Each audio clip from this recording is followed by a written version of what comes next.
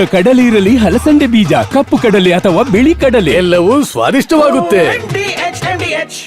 Court ಆದೇಶದ ಪ್ರತಿ ಸಿಕ್ಕ ಮೇಲೆ ಪವಿತ್ರ ಗೌಡಗೆ ಮನೆಯೂಟ.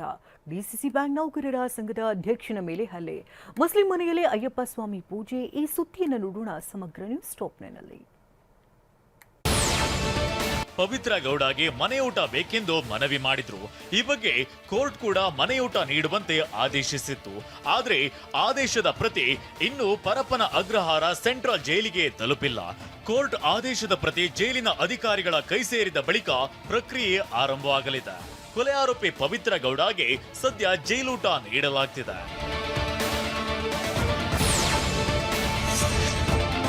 ಬೆಂಗಳೂರು ಅಭಿವೃದ್ಧಿ ಸಂಬಂಧ ಡಿಸಿಎಂ ಡಿಕೆ ಶಿವಕುಮಾರ್ ನೇತೃತ್ವದಲ್ಲಿ ಸಭೆ ನಡೆಯಿತು.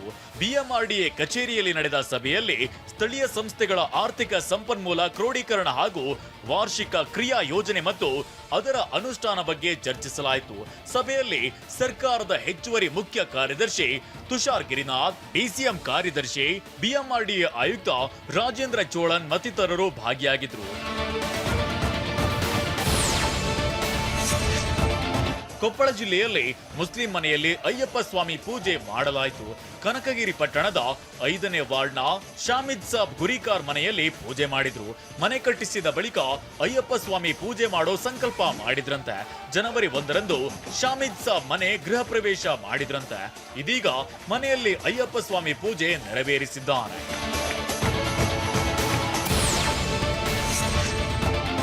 ಕೊಪ್ಪಳದ ಮಹಿಳೆ ಬರದ ಚಿತ್ರ ಮೆಚ್ಚಿ ಪ್ರಧಾನಿ ನರೇಂದ್ರ ಮೋದಿ ಪತ್ರ ಬರೆದಿದ್ದಾರೆ. ಸೌಮ್ಯ ಗುಡಿ ಎಂಬುವರು ಪೆನ್ಸಿಲ್ನಿಂದ ಮೋದಿಯವರ ಭಾವಚಿತ್ರ ಬಿಡಿಸಿದ್ರು. ಉಡುಪಿಯಲ್ಲಿ ನಡೆದ ಕಾರ್ಯಕ್ರಮದಲ್ಲಿ ಮೋದಿಯವರಿಗೆ ಆ ಭಾವಚಿತ್ರ ನೀಡಿದ್ರು. ಇದೀಗ ಕೊಪ್ಪಳದ ಮಹಿಳೆ ಕಲೆಗೆ ಮೋದಿ ಮೆಚ್ಚುಗೆ ವ್ಯಕ್ತಪಡಿಸಿ ಪತ್ರ ಬರೆದಿದ್ದಾರೆ. ನಿಮ್ಮ ಕಲಾತ್ಮಕ ಪ್ರಯಾಣವು ಇದೇ ಸಮರ್ಪಣೆ, ಉತ್ಸಾಹದಿಂದ ಮುಂದುವರಿಯಲಿ ಅಂತ ಹಾರೈಸಿದ್ದಾರೆ.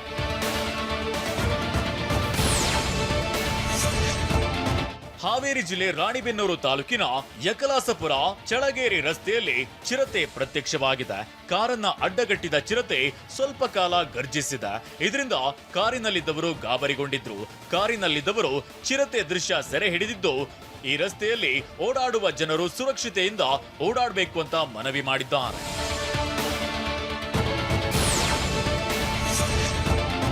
ನಾಳೆ ಮೈಸೂರು ವಿಶ್ವವಿದ್ಯಾನಿಲಯದಲ್ಲಿ 106ನೇ ಘಟಿಕೋತ್ಸವ ನಡೆಯಲಿದೆ. ಹೀಗಾಗಿ 3 ಗಣ್ಯರಿಗೆ ಗೌರವ ಡಾಕ್ಟರೇಟ್ ನೀಡಲು ನಿರ್ಧರಿಸಿದೆ.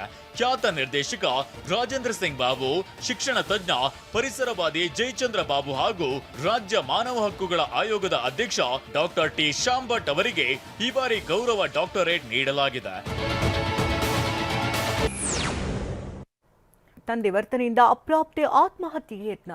ಮದುವೆಗೆ ಒಪ್ಪದಿದ್ದಕ್ಕೆ ಹಿಂದೂ ಯುವತಿ ಹತ್ಯೆ. ಯಲ್ಲಾಪುರ ಕುತಕುತ. ಈ ಸುದ್ದಿಯನ್ನು ನೋಡೋಣ ಕರ್ನಾಟಕ ನ್ಯೂಸ್ ಟಾಪ್ನಲ್ಲಿ.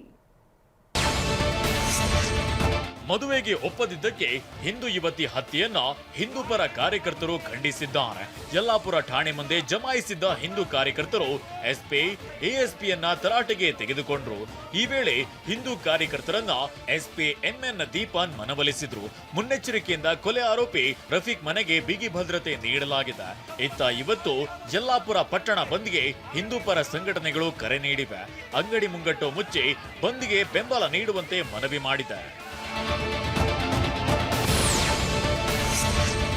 ಚಿಕಿತ್ಸೆಗೆ ಹಣವಿಲ್ಲದಕ್ಕೆ ದಿವ್ಯಾಂಗ ಮಗನ ಕೊಲೆಗೆ ಯತ್ನಿಸಲಾಗಿದೆ. ಬೆಂಗಳೂರಿನಲ್ಲಿ ಡಿಸೆಂಬರ್ 22ರಂದು ಘಟನೆ ನಡೆದಿದ್ದು ತಡವಾಗಿ ಬೆಳಕಿಗೆ ಬಂದಿದೆ.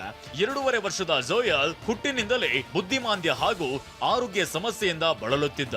ಚಿಕಿತ್ಸೆ ಕೊಡಿಸಿ ಬೇಸತ್ತು ಹೋಗಿದ್ದ ತಂದೆ ಮುನಿಕೃಷ್ಣ ತನ್ನ ಮಗನನ್ನೇ ಕೀಟನಾಶಕ ಕುಡಿಸಿ ಕೊಲ್ಲಲು ಯತ್ನಿಸಿದ್ದ. ಮಗುವಿನ ಬಾಯಲ್ಲಿ ನೊರೆ ಕಂಡ ಅಜ್ಜಿ ಮೊಮ್ಮಗನನ್ನ ಆಸ್ಪತ್ರೆಗೆ ಸೇರಿಸಿದ್ದಾರೆ. ಇತ್ತ ಪಾಪಿ ಮುನಿಕೃಷ್ಣ ವಿರುದ್ಧ ಪತ್ನಿಯೇ ದೂರು ನೀಡಿದ್ದಾಳೆ. ರಸ್ತೆ ದುರಸ್ತಿ ಮಾಡುವಂತೆ ಗ್ರಾಮಸ್ಥರು ಅಹೋರಾತ್ರಿ ಹೋರಾಟ ಮಾಡಿದ್ದಾರೆ. ಬೆಳಗಾವಿ ತಾಲೂಕಿನ ಕಾರದವಾಡಿ ಗ್ರಾಮಸ್ಥರ ಹೋರಾಟ 3ನೇ ದಿನಕ್ಕೆ ಕಾಲಿಟ್ಟಿದೆ.